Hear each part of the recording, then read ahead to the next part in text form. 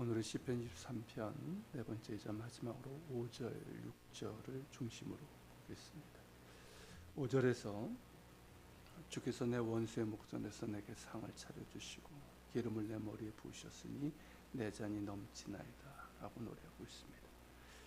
이 말씀에서 어떤 그림이 그려지십니까? 예전의 개역 한글 성경에서는 내게 상을 주시고 라고 되어 있어서 주님께서 마치 내게 잘했다고 상을 주신 것처럼 상장 이런 식으로 그렇게 이해하는 경우가 많았습니다. 그러나 이 말씀은 개역개정에서 바르게 번역을 한 것처럼 주님께서 내게 밥상을, 잔치상을 차려주신다는 겁니다. 자, 어떤 밥상이 그려지십니까? 이 시는 다윗이 목자였을 때의 경험을 토대로 쓰인 시라고 했습니다. 그렇다면 이 부분도 그런 관점에서 보면 이해가 쉽습니다. 자, 지금 목자가 있고 양떼가 있습니다. 양들의 원수는 누굴까요? 양들을 노리는 맹수들입니다. 그렇다면 목자는 양떼를 칠 때 산등성이 같은 경사면이 주로 많은데 어디에 설까요? 양떼 아래쪽에 설까요? 위쪽에 설까요? 양떼 위쪽에 섭니다. 왜일까요? 맹수들이 위에서 양떼를 공격하기 때문입니다. 위에서 덮치는 것이 훨씬 쉽기 때문에 위쪽에 숨어 있다가 빈틈을 노려 양떼를 공격합니다.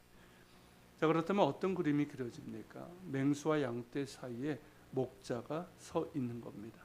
목자는 맹수들로부터 양떼를 지키기 위해서 손에 지팡이를 들고 주변을 살피면서 서 있습니다. 이런 상황에서 양은 어떨까요?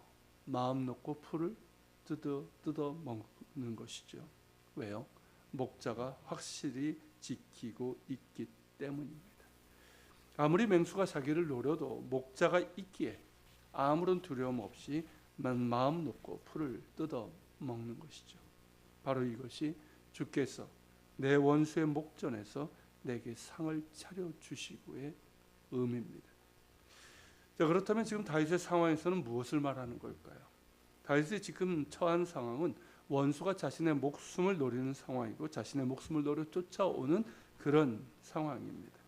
언제 원수가 자기를 덮칠지 모릅니다. 그런 상황이지만 다윗은 평안합니다. 두려움이 아닌 평안함으로 자신의 길을 갑니다. 왜일까요? 주님께서 나와 함께 하시고 나를 지켜주실 것이기 때문입니다. 더불어서 목자이신 주님께서는 그에게 양식을 먹이십니다. 무엇으로? 주의 말씀으로, 주의 은혜로. 그가 하나님의 선하심과 인자하심을 묵상하며 찬양할 때 주님께서는 그에게 당신의 말씀으로 채우시고 은혜로 채우시는 것이죠. 그렇게 영의 양식으로 채워지니 마치 주께서 내 원수의 목전에서 내게 상을 차려주시는 것 같은 풍성한 은혜가 있는 것입니다. 또한 장차 그에게 승리의 상을 차려주실 것입니다. 그렇게 표현하는 것이 기름을 내 머리에 부으셨으니 내 잔이 넘치나이다 라는 이 고백입니다. 기름 부음은 주님의 택하심이고 또 함께 하시고 복주심을 의미합니다. 비록 쫓겨다니고 아무것도 없는 그 상황에서 주님께서는 다윗에게 큰 은혜로 함께 하시면서 주님께서 택하시고 복주시는 사람임을 확인시켜 주셨습니다. 그러니 내 잔이 넘치는 것이죠. 진정한 행불행은 환경에 있지 않습니다. 만약 환경에 따라 우리의 행불행이 결정된다면 그것은 진정한 행복이 아닙니다. 진정한 행복은 주님께서 함께 하심으로 주어지는 것입니다. 비록 상황이 어렵더라도 주님께서 나와 함께 하시고 내게 당신의 말씀과 은혜로 채워주실 때 내 잔이 넘치는 복이 임하는 것이죠. 그래서 성경이 말하는 진정한 복은 소유의 복, 환경의 복이 아니라 주님과의 관계에서 비롯되는 관계의 복이고 태도의 복입니다. 이 복을 소유한 사람이 시편 1편에서 노래하고 있는 복 있는 사람입니다. 그러기에 다윗은 여전히 복 있는 사람인 것이죠. 복 있는 사람은 어떤 상황 가운데서도 주님과 함께하며 주님 앞에 늘 겸손한 신뢰를 드리는 사람입니다. 그런 사람에게 주님께서는 당신의 말씀과 은혜로 채워주시는 것이죠. 우리 역시 그러한 믿음의 사람, 진정으로 복 있는 사람들이 되기를 소망합니다. 6절도 마찬가지 고백입니다. 5절과 같은 고백이면서 동시에 다윗의 간절한 소망을 담고 있습니다. 내 평생의 선하심과 인자하심이 반드시 나를 따르리니. 지금까지 자신의 인생을 돌아보고 있습니다. 돌아보니 어떻습니까? 주님의 선하심과 인자심이 함께했음이 너무나 분명합니다. 잘 알기에 그것으로 인해 감사하고 찬양하고 있는 겁니다. 또 지금도 함께 하시는 은혜에 감사하며 지금의 어려움을 잘 이겨내고 있습니다. 더불어서 앞으로도 그가 주님 앞에 서는 그날까지 그의 평생에 주의 선하심과 인자심이 반드시 나를 따를 것을 믿고 소망하며 고백하고 있는 것입니다. 여기서 나를 따르리니 라는 말을 히브리어 원어로 보면 나를 뒤쫓는다, 뒤쫓아온다라는 뜻입니다. 즉 내가 살아있는 동안에 하나님의 그 선하심과 인자심이 계속해서 나를 뒤쫓아온다라는 뜻입니다. 지금 어떤 상황입니까?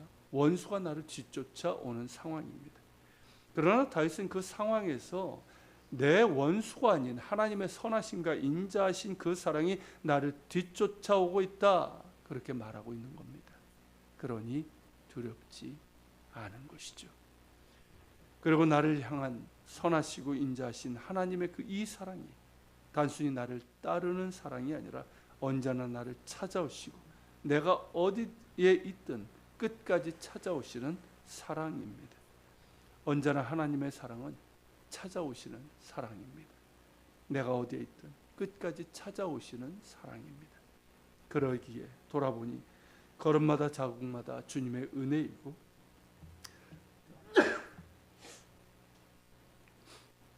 늘 변함없으신 그 사랑으로 나를 찾아오시는 주님이십니다.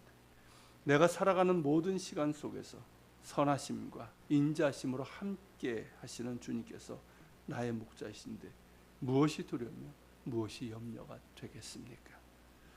그러기에 다윗이 소망하는 것은 오직 하나입니다. 내가 여호와의 집에 영원히 살리로다. 바로 이것입니다. 여호와의 집은 하나님의 임재를 뜻합니다. 다윗이 평생 소원했던 것은 하나님의 임재 가운데 사는 것이었습니다. 그저 급할 때, 아쉬울 때만 하나님을 찾는 것이 아니라 그의 평생 구하였던 것이 하나님의 임재였습니다.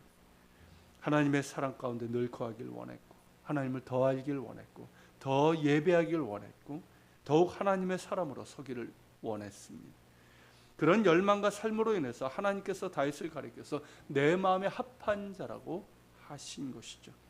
그렇게 하나님을 열망하는데 어찌 하나님의 마음에 합한 자라 하지 않으시겠습니까? 다윗의 이러한 열망은 영원까지 이어집니다. 자신의 목숨이 다하는 그날, 그가 그토록 열망하던 하나님의 집에 영원히 살게 될 것을 소망하고 있는 것입니다. 천국, 하나님의 나라가 아름답고 우리가 소망하는 이유는 그곳에 하나님이 계시기 때문입니다. 우리를 사랑하시고 또한 우리가 사랑하는 예수님께서 계시기 때문입니다.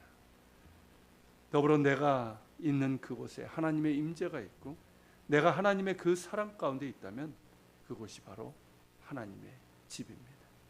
찬송가 가사처럼 주 예수와 동행하니 그 어디나 하늘 나라입니다.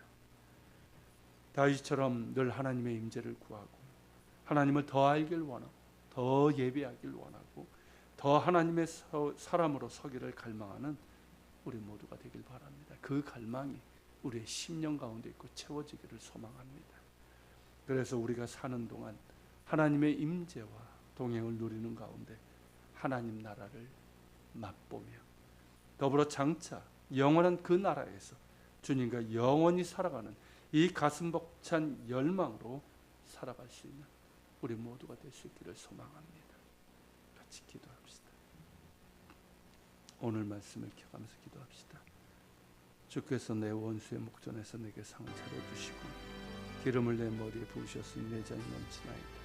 내 평생의 선하심과 인자심이 반드시 나를 따르니 내가 여호와의 집에 영원히 살리라. 이 말씀을 기억하며 우리 같이 기도하며